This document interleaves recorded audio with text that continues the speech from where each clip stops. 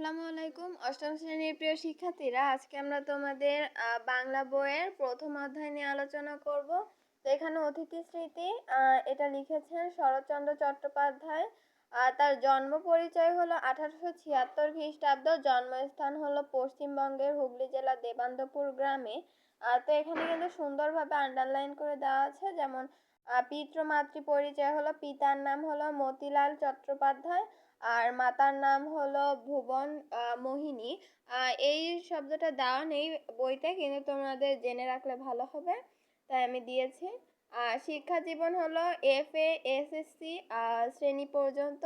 আর পেশা কর্মজীবন 1903 খ্রিস্টাব্দে রেঙ্গুনে মায়ানমার কেরানি পদে চাকরি করেন। পরবর্তী সাহিত্য রচনাকেই পেশা হিসেবে গ্রহণ করেন।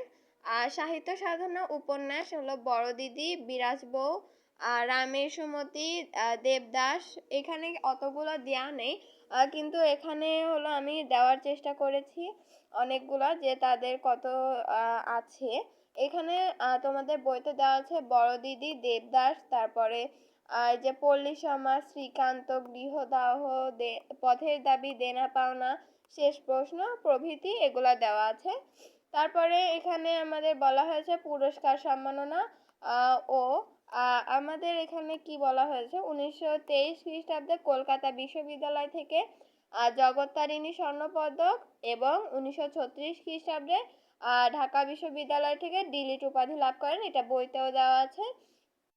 এবং তার জীবনাবসান অর্থাৎ মৃত্যু ঘটে, মৃত্যু তারিখ হলো 16 জানুয়ারি 1938 খ্রিস্টাব্দ। তো এখানে আমাদের কিন্তু বইতে অনুশীলনী বহু নির্বাচনী প্রশ্ন দেওয়া আছে, এখানে আমরা উত্তরে দিয়ে দিয়েছি। তো এখানে প্রথম কোশ্চেনটা ছিল বাতব্যতিগ্রস্ত রোগীরা কখন ঘরে প্রবেশ করে। তো এখানে অ্যান্সারটা হবে সন্ধ্যার পূর্বে। তারপরে 2 নাম্বার আছে শরৎচন্দ্র চট্টোপাধ্যায় ডিলিট উপাধি পেয়েছেন কোন বিশ্ববিদ্যালয় থেকে। তো এখানে অ্যান্সারটা হবে ঢাকা। তারপরে আছে আতিথ্যের মর্যাদা লঙ্ঘন বলতে কি বোঝানো হয়েছে। তো এখানে আমাদের 3 নাম্বারটা হবে, অর্থাৎ অবাঞ্ছিতভাবে কোনো অতিথির অধিক সময় অবস্থানকে। তারপরে এখানে একটা উদ্দীপক দেওয়া আছে, যেমন বাবা মার আদরের 2 ছেলে রাহি ও মাহি এবার ক্লাস 2-তে পড়ে। ওদের বাবা একদিন ছোট্ট একটি খাঁচায় একটি ময়না পাখি কিনে ওদের উপহার দেয়। সেই থেকে সারাক্ষণ 2 ভাই প্রতিযোগিতা করে পাখিটিকে খাবার দেওয়া, পানি দেওয়া, কথা বলা, কথা শেখানোর আপ্রাণ চেষ্টা চালাতে থাকে। কিন্তু একদিন সকালে দেখে ইঁদুর এসে এখানে তোমাদের হয়তো বইতে আছে যে কোনো একটা প্রাণী এসে তাকে মেরে ফেলে। তো এখানে জাস্ট পাখিটিকে মেরে ফেলেছে, সেই থেকে সে তাদের অঝোর ধারায় কান্না, কেউ আর থামতেই পারে না। আজও সেই ময়নার কথা মনে হলে ওরা কেঁদে ওঠে।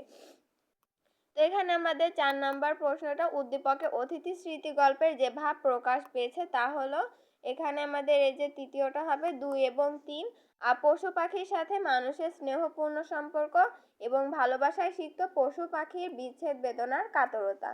এবার 5 নাম্বারটি হবে হলো সাদৃশ্য, উক্ত সাদৃশ্যপূর্ণ ভাবটি নিচের কোন চরণের প্রকাশ পেয়েছে। তো এখানে আমাদের 1 নাম্বারটা হবে বাড়ি ফিরে যাওয়ার আগ্রহ, মনের মধ্যে কোথাও খুঁজে পেলাম না। তো এটাই মূলত আমাদের অতিথি স্মৃতির গল্পের প্রশ্ন এবং প্রশ্ন উত্তর। তো আজকের ভিডিওটি এই পর্যন্ত, দেখা হবে পরের ভিডিওতে। আসসালামু আলাইকুম।